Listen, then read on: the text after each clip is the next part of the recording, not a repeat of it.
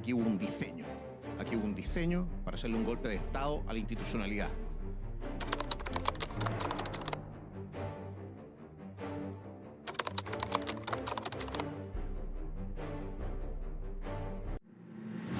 ...7:48 AM Recoleta, 80 estudiantes evaden el metro en Zapadores. 2 minutos después, Puente Alto, 20 alumnos más en Estación Protectora de la Infancia. 7:59 Peñalolén, 40 adolescentes en Rotonda Grecia. 8:12 Plaza Puente Alto, 100 estudiantes. 8:22 Sotero del Río, 50. En 34 minutos, 5 estaciones en extremos opuestos de Santiago fueron tomadas. Así empieza el 18 de octubre de 2019. Vamos a reconstituir la historia para que sea usted el que evalúe si la simultaneidad, la precisión y la velocidad de los hechos ocurridos en esa jornada fueron realmente espontáneos o hubo coordinación, de qué tipo y por parte de quiénes. Esta semana, FNM accedió a información nueva sobre el 18 de octubre, información pública, pero que pasó desapercibida para los medios de comunicación, para el gobierno de la época y probablemente para muchos de ustedes también. Porque al menos nosotros no conocíamos detalles que vamos a revelar a continuación.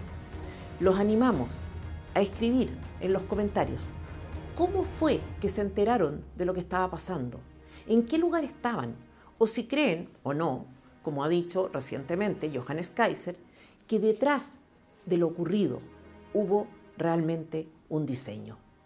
En nuestra opinión, los hechos hablan por sí mismos.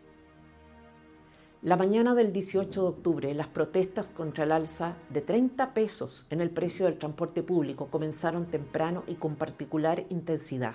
Como decíamos, en menos de 34 minutos, distintos grupos de comunas alejadas entre sí expresaban su furia evadiendo el pago del boleto del metro.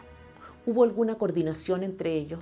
¿O estos focos se explican porque la indignación era tan genuina como transversal? Tenemos una pista.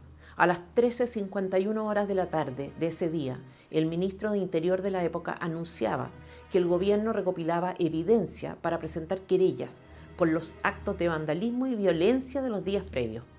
Consultado acerca de si había organizaciones que estuvieran detrás de esos hechos, la respuesta fue la que sigue, abro comillas: no tenemos claridad en términos de organizaciones. Sí tenemos los llamados que se hacen en distintos momentos a través de las redes sociales, pero eso le corresponde investigar a la Fiscalía. Había publicaciones en redes sociales, llamados a sumarse a las protestas por un alza insignificante en el precio del pasaje del metro, un alza establecida por ley que gobiernos anteriores habían aplicado sin ninguna consecuencia. ¿Quién hacía esas publicaciones? ¿Cómo es que resultaron ser tan efectivas? ¿Quién agitó el ambiente los días previos a ese fatídico día de octubre? Por de pronto, el actual presidente de la República, que en un acto de protesta y sumándose al estilo adolescente, evadía también él el pago del pasaje del transporte público. Vean el video que mostramos en pantalla. Pero cuando hablamos de los días previos al 18 de octubre, ¿nos referimos a manifestaciones pacíficas? No. ¿A actos terroristas? Hasta ese momento tampoco. Se trataba de actos de desacato y de vandalismo que convocaron a muchos estudiantes motivados probablemente solo por la excitación de transgredir normas, de mostrar rebeldía, mientras eran validados públicamente como luchadores sociales por buena parte de la izquierda y de la prensa. Y por supuesto sin que tuvieran que sufrir una sanción que lograra ser suficientemente disuasiva. ¿Qué quiero decir? Que no eran todavía actos terroristas, pero tampoco manifestaciones pacíficas. Otra pista: a las 13:36 del mismo 18, antes de los atentados en el metro, se hizo público un informe de Metro. Leo: desde el lunes 7 de octubre hasta la mañana de este viernes se han producido más de 200 eventos de disturbios en estaciones, 58 cierres de accesos a estaciones, 31 cierres de estaciones sin detención de trenes. Los daños se han evaluado preliminarmente en 500 millones de pesos por destrozos en puertas de vidrios laterales, rejas de acceso, validadores completamente destruidos, daños a sensores, rayados con plumones y spray, cámaras de seguridad rotas, radios que han sido robadas, entre otros. Ese era el contexto, ese era el ambiente. La rebeldía adolescente estaba causando daños relevantes en el metro y por tanto en los millones de pasajeros que día a día lo usaban para transportarse. Ese día, sin embargo, la situación escaló a niveles inimaginables. A las 9:49 de la mañana, tramos de la línea 3 ya estaban inactivos porque los manifestantes simplemente no dejaban que los pasajeros accedieran al andén. Y yo pido paciencia con el relato que haré a continuación porque puede ser aburrido, pero hay detalles que no podemos ignorar si queremos dimensionar la magnitud de lo que pasó realmente, para entender lo que ocurrió pasadas las 7 de la tarde. Porque lo que sigue no es una lista, es la secuencia que muestra cómo el metro de Santiago se fue apagando, estación por estación, hasta quedar completamente paralizado. Y también es lo que permite dar respuesta a la pregunta de si todo esto fue orquestado o no. Vamos con eso. Vamos con las horas en que el Metro de Santiago anunció el cierre de distintas estaciones, siempre bajo el mismo argumento: disturbios que ponen en riesgo la seguridad de los pasajeros y los trabajadores de la institución. 13:28, cierra Estación Salvador. 13:50, cierra Plaza Chacabuco. 13:59, cierra Los Héroes. 14 horas, cierra Patronato, Cementerio, Ciudad del Niño y Santa Ana. También República, La Moneda, el tramo entre Manuel Montt y Los Héroes y Franklin. 15:50, Macul y Tobalaba. 16:01, Conchalí, Plaza Chacabuco, Calicanto, Universidad de Chile, Parque Almagro y Villa Frey. 16:15, línea 1 y 2 cerradas por completo. En las 6, Los Leones y Franklin también caen. 16:23, La Cisterna suspendida y sin combinación. 16:25, Bío Bío. 16:35, Chile-España. 16:50, Plaza Puente Alto. 16:56, línea 6 entera fuera de servicio. Antes de las 17, las líneas 1, 2 y 6 estaban completamente cerradas. 19:08 se suman las líneas 4 y 4A. A las 19:23, Metro anunciaba finalmente la suspensión total del servicio. Y esto es lo que decía literalmente el comunicado: toda la red de metro se encuentra cerrada por disturbios y destrozos que impiden contar con las condiciones mínimas de seguridad para pasajeros y trabajadores. O sea, en resumen, en 5 horas y 55 minutos, 27 estaciones de metro tuvieron que cerrar. ¿Por qué? Porque había disturbios que fueron de tal magnitud que pusieron en riesgo la seguridad y la vida de usuarios del servicio, de los estudiantes y los propios trabajadores del metro. Entonces reitero la pregunta antes de ir a la segunda parte de este comentario. ¿Todo esto por 30 pesos? ¿Los estudiantes involucrados fueron por iniciativa propia, sin que hubiera ninguna clase de llamado?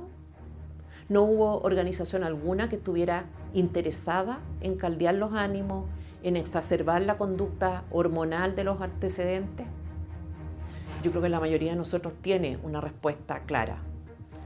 Pero, todo esto era solo el inicio.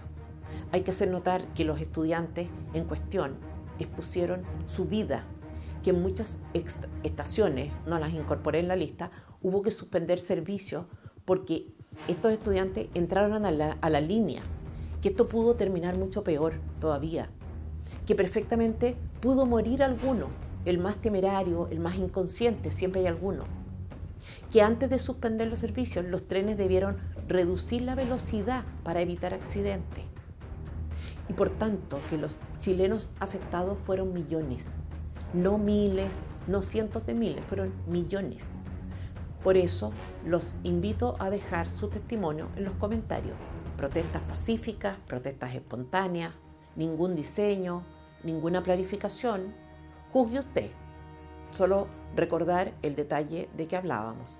Hubo llamados en redes sociales a participar, a sumarse, a contribuir al caos en el fondo. Y recordar también que esto no era solo en el metro, también afuera de las estaciones. A las 15:32 de la tarde, protesta frente a la Moneda. El carro lanzaguas trataba de dispersar a gente que bloqueaba la Alameda. En Los Héroes, lo mismo. El ambiente era perfecto para vándalos y delincuentes. A las 22 horas, bomberos confirmaban un incendio en la escalera de emergencia del edificio Enel. 24 minutos más tarde, 40 funcionarios eran evacuados. ¿Recuerdan la escena? ¿La vieron ustedes presencialmente o por televisión? Y los saqueos, los clásicos saqueos. Primero en un supermercado de Santa Rosa con Tarapacá. Luego, a las 23:38, en otro que quedaba en Departamental con Américo Vespucio. ¿Habrán vuelto a abrir esos supermercados? No lo sé, pero lo que es obvio es que los vecinos se vieron afectados por días, meses y algunos de manera definitiva. En Providencia, los autos transitaban por la acera porque también habían bloqueado la calle. A la 1:01 de la madrugada, la Intendencia confirmaba que 16 buses del sistema Red habían sido quemados. 16 buses. ¿Espontáneo también? ¿Cómo se queman 16 buses? ¿Qué clase de persona hace esto? ¿Gente normal? ¿Gente que está disconforme con el gobierno? Porque si es así, las calles tendrían que arder hoy y no arden. Antes de que nada de esto pasara, el metro evaluaba ya en 500 millones de pesos los daños que se habían sufrido los días anteriores. ¿A cuánto ascendió el monto a las 7 de la tarde de este día? No lo sabemos porque el balance del día después fue todavía mucho peor.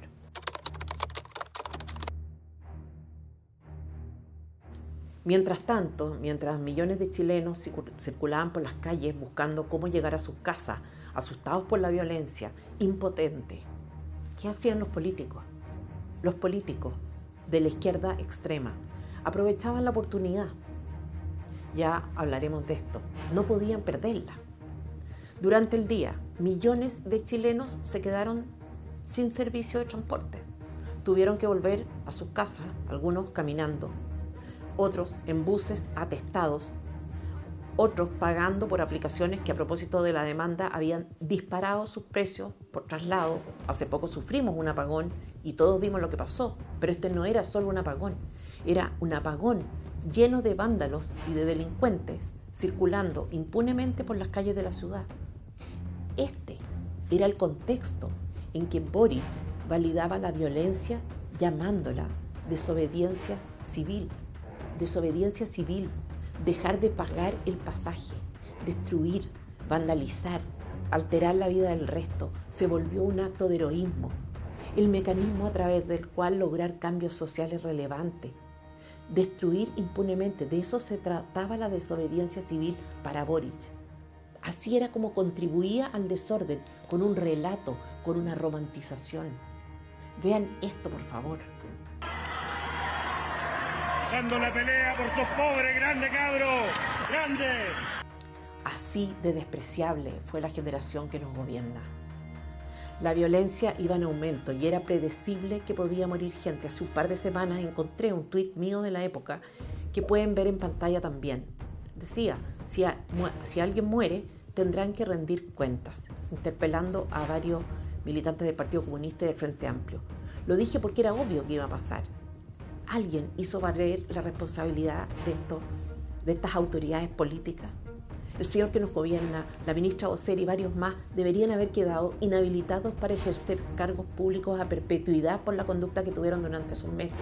Y en lugar de eso accedieron al poder porque nadie les hizo oposición. Y llegaron al poder con estos métodos, sacando ventajas como cuervos. Y no quiero ir todavía a los ataques incendiarios, quiero comentar cosas que pasaron ese día que no se recuerdan.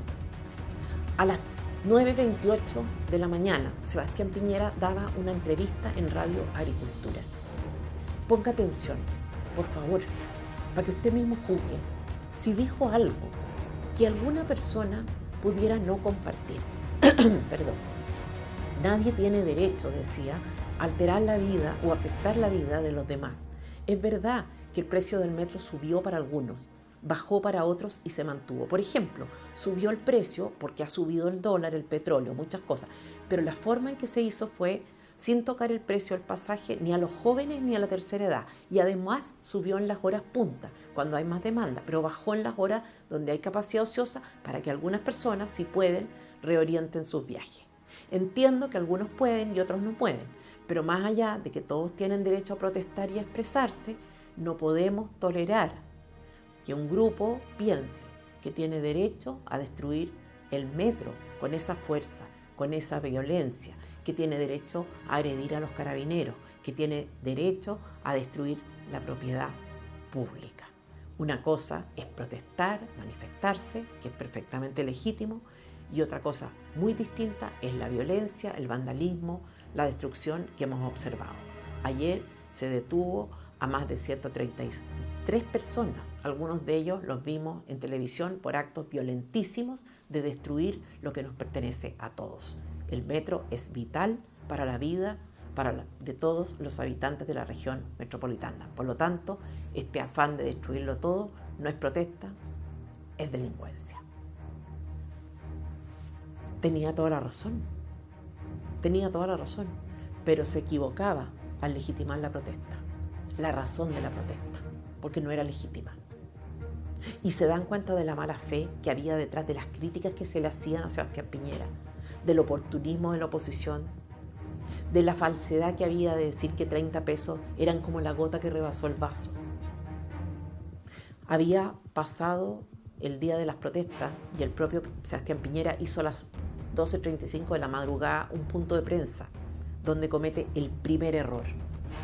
Dice: en los próximos días convocaremos a un diálogo transversal para poder atenuar y aliviar la situación de nuestros compatriotas afectados por el alza del metro. Indirectamente validaba la protesta, o al menos validaba la causa que supuestamente la convocaba. Le daba al alza del pasaje la connotación que los interesados en promover la violencia le estaban dando. En lugar de confrontar, de decir, ustedes, violentistas, están contra el pueblo de Chile, habló como si los violentistas fueran en realidad los representantes del pueblo de Chile.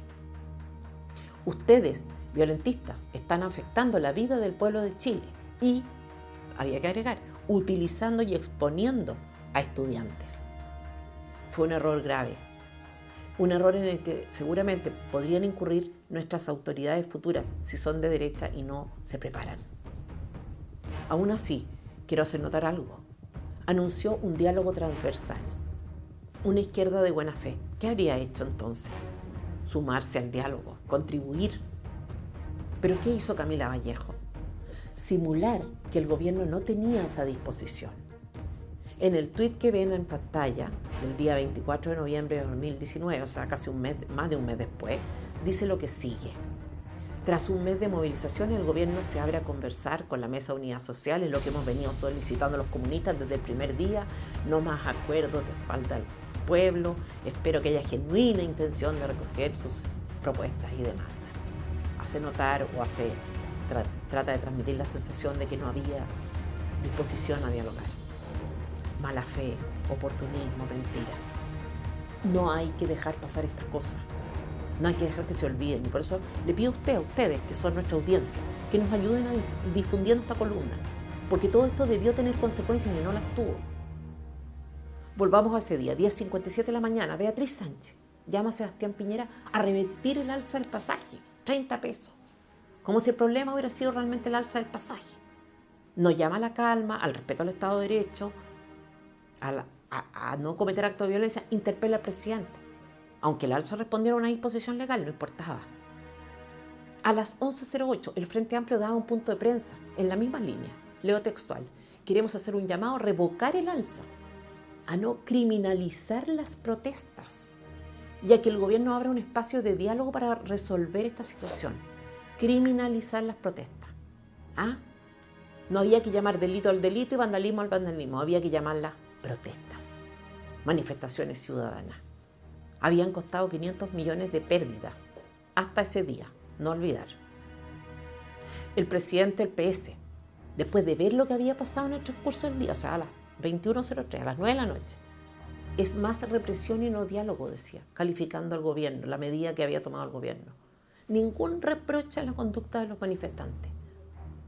Álvaro Elizalde, lamentablemente la respuesta del gobierno de Sebastián Piñera es más represión y no diálogo ante un legítimo malestar ciudadano. Con esta actitud el gobierno profundiza la sensación de abuso. Claro, de pasada dice nada justifica los desmanes. Tenían una minuta.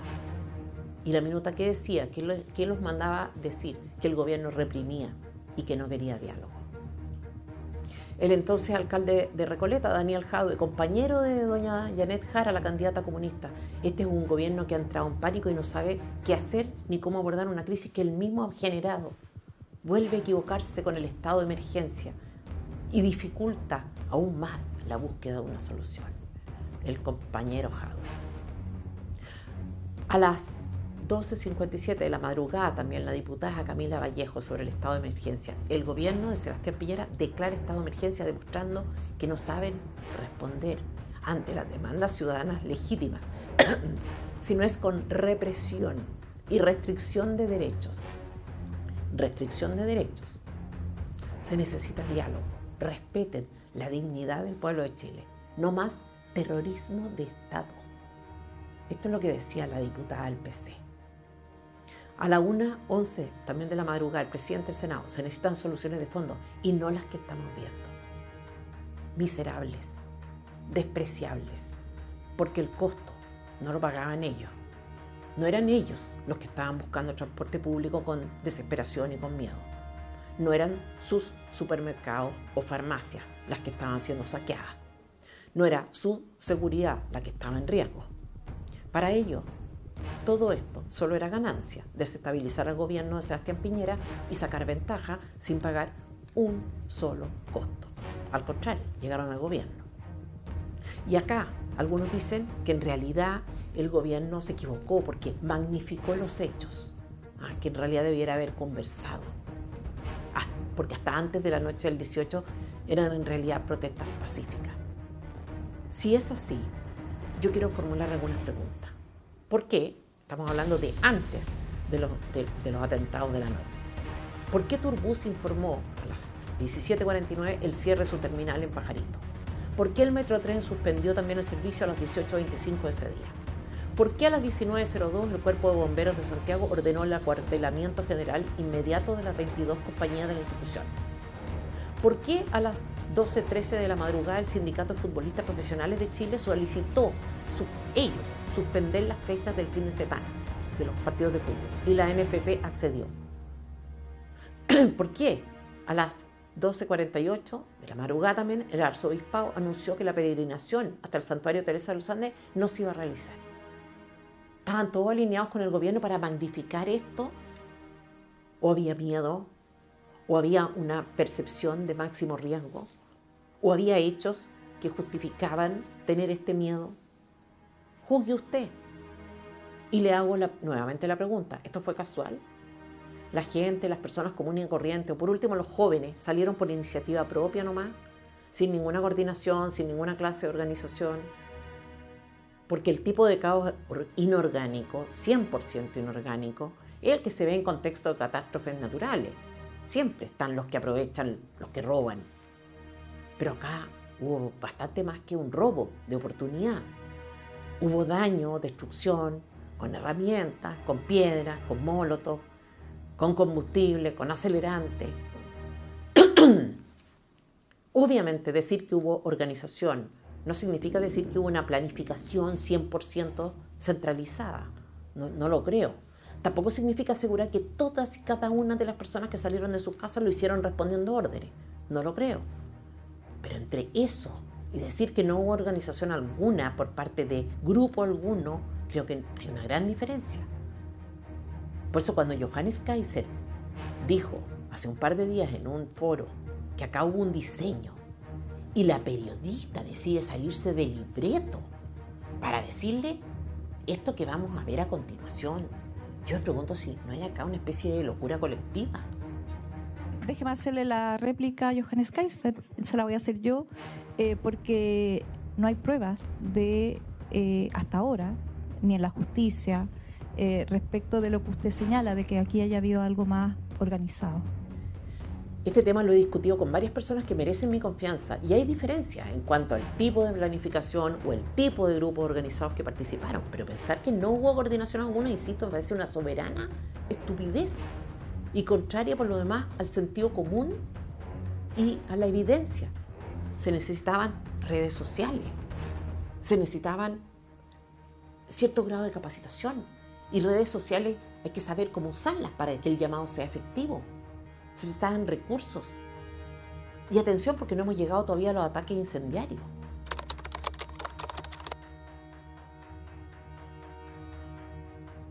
Lo ocurrido después fue todavía mucho más grave. Y quiero partir por el final, por el balance que hizo el metro al día siguiente. De las 136 estaciones de la red de metro, 7 completamente quemadas, 18 parcialmente quemadas, 93 con múltiples daños, 18 resultaron indemnes. Ese sería el resultado de la espontaneidad. Distintos manifestantes, grupos sin ninguna conexión entre sí, ni pertenecientes a organización alguna, logran un mismo resultado: incendios en el metro. Algunos con más éxito que otros. A todos se les ocurrió hacer lo mismo, el mismo día y con el mismo método. Perdónenme, esto es como que un día aparezcan quemados todos los locales del McDonald's de Santiago y alguien pretenda que es casual, absolutamente casual. Y yo acá insisto, ¿puede haber más de un grupo? Sí. ¿Puede que esos grupos se organizaran en un lapso breve de tiempo, aprovechando las circunstancias? Sí. ¿Puede que en estos actos participaran personas que no tenían ni tienen relación alguna con esos grupos, sino que se sumaron a última hora y reflexivamente? También. Pero había interesados. Entonces, lo que hay que pensar es, ¿a quién le servía todo esto? ¿Al pueblo, como dice la izquierda? ¿La persona que usa el metro todos los días, que necesita el metro, tiene alguna motivación para quedarse sin transporte? ¿Algún interés en destruir la estación más cercana al lugar que vive? ¿Qué ventaja obtenían los ciudadanos comunes y corrientes de tener que caminar kilómetros para llegar a la estación más cercana, porque fíjense que quemó la suya? Y lo mismo aplica para supermercados, para farmacias, para comercio en general. Es una locura. El pueblo no fue, porque lo afectaba gravemente, para llegar al trabajo, para hacer las compras, para no tener que trasladarlas a pie, para llevar a los niños al colegio, para ir al CEFAM, al hospital. Entonces, oye, yo no quiero pagar 30 pesos más por el pasaje del metro porque lo uso, porque me afecta económicamente, pero si lo queman yo no tengo problema. ¿Eso? Entonces, por favor, ¿a quién le servía todo esto? ¿De qué tipo era la crisis? ¿Quién lo hizo? Y acá hay dos opciones que confluyen. Por una parte, están quienes pudieron participar porque no tenían nada que perder, pero había quienes podían ganar algo. ¿Quiénes no tenían nada que perder? Los estudiantes pertenecen quizá a ese grupo, o ninis más que estudiantes. Se trata de gente que no comprende que efectivamente puede perder algo, gente que cree que las cosas solo pueden mejorar. La estupidez hormonal puede ser, sirven para la ejecución de este tipo de actos. Pero ese perfil de estúpido no suele ser bueno planificando. Es el que se suma irreflexivamente, temerariamente. ¿A quién le sirve todo esto? Y hay dos tipos de interés. El primero político, el segundo funcional al crimen organizado. Porque la causa, protestas por alza de 30 pesos del pasaje del metro, tuvo desde el primer minuto un chivo expiatorio político, Sebastián Piñera. Era evidentemente político. Entonces da lo mismo que algunos iban a pagar menos, que si el alza estaba justificada por el aumento del precio del combustible, si había un mandato legal de ajustar el valor. No son 30 pesos, son 30 años, decían, pero la verdad era otra, no son 30 pesos, que Sebastián Piñera.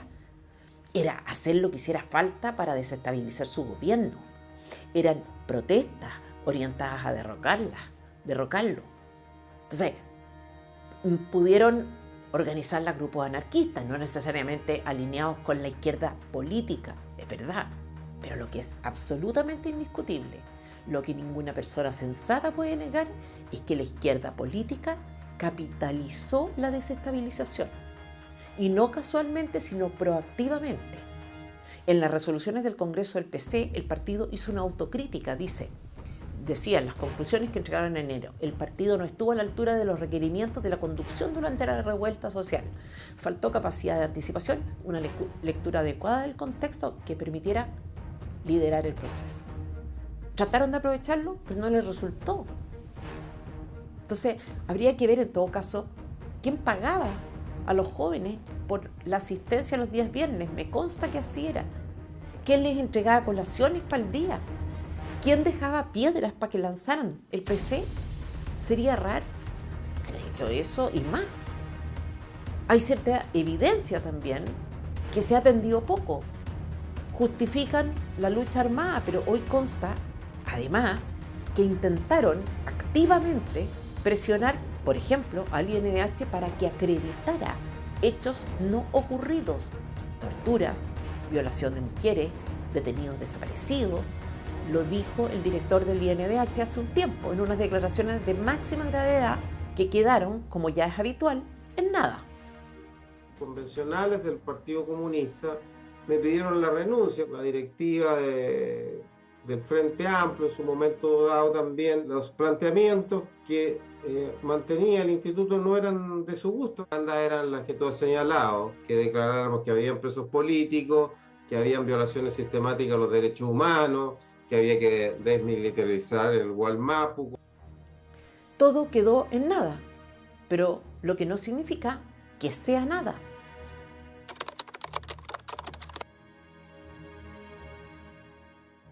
¿Tuvo algún papel el gobierno de Venezuela?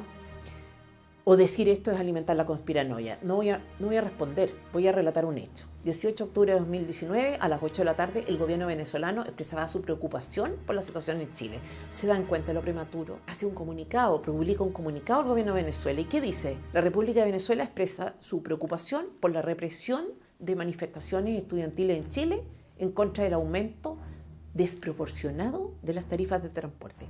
30 pesos, aumento desproporcionado, dice el gobierno de Maduro. Y más adelante dice también el gobierno de Maduro que tiene a bien recordar al gobierno de Chile, de Sebastián Piñera, sus obligaciones internacionales en materia de derechos humanos.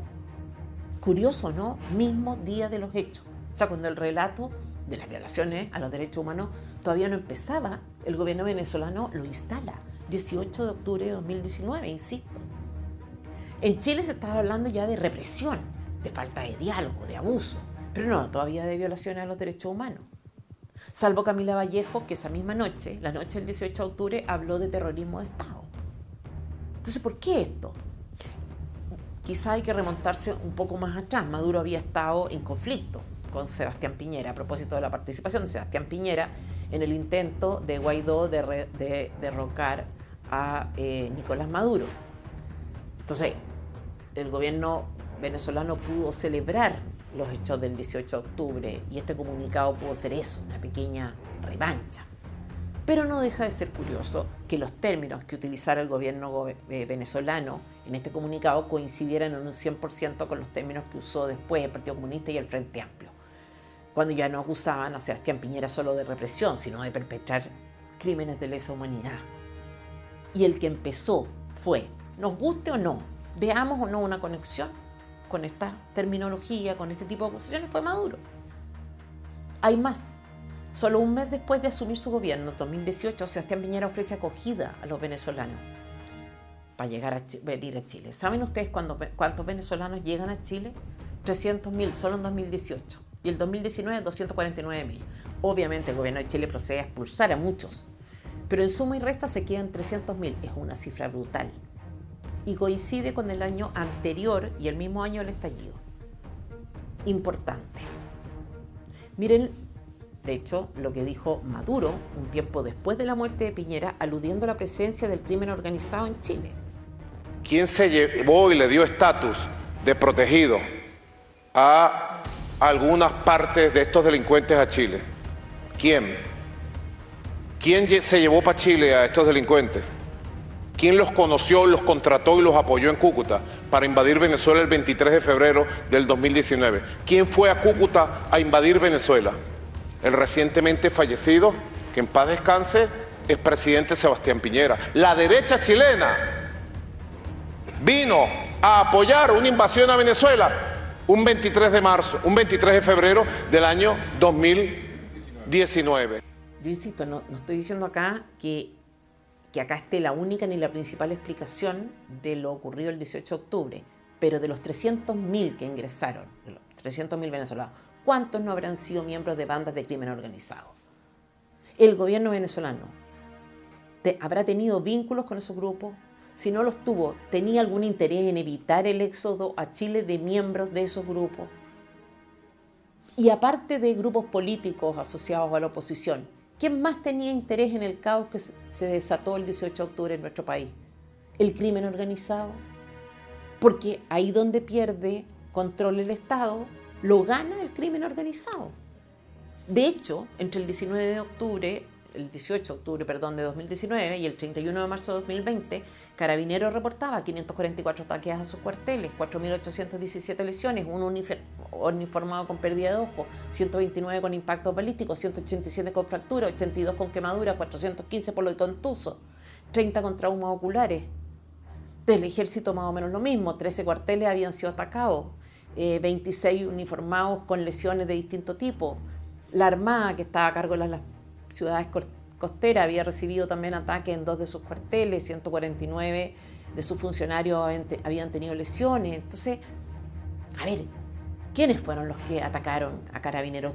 Chilenos comunes, a las fuerzas, miembros de la Fuerza Armada y de orden, chilenos comunes y corrientes, los que espontáneamente actuaron así, ¿en serio? Los mismos que se quejan porque hay poca comisaría y carabineros en sus barrios, o sea, algo así como: quiero que se instale una comisaría cerca de mi casa, quiero que haya más carabineros haciendo ronda, pero voy a ir a atacar la comisaría que tengo cerca. ¿Eso? Quizá no podamos especificar cuántas organizaciones intervinieron, ni podamos decir exactamente cómo lo hicieron, pero sabemos que la izquierda extrema estuvo involucrada, cuando menos como cómplice, y que el crimen organizado obtuvo ganancias relevantes con el caos. Volvamos al fuego. Un amigo me decía que no creía que los atentados al metro hubieran sido planificados con demasiada anticipación y que ataques como estos no requerían de una logística o instrumentos demasiado complicados. Ok, yo creo que acá hubo algo de oportunidad, claramente.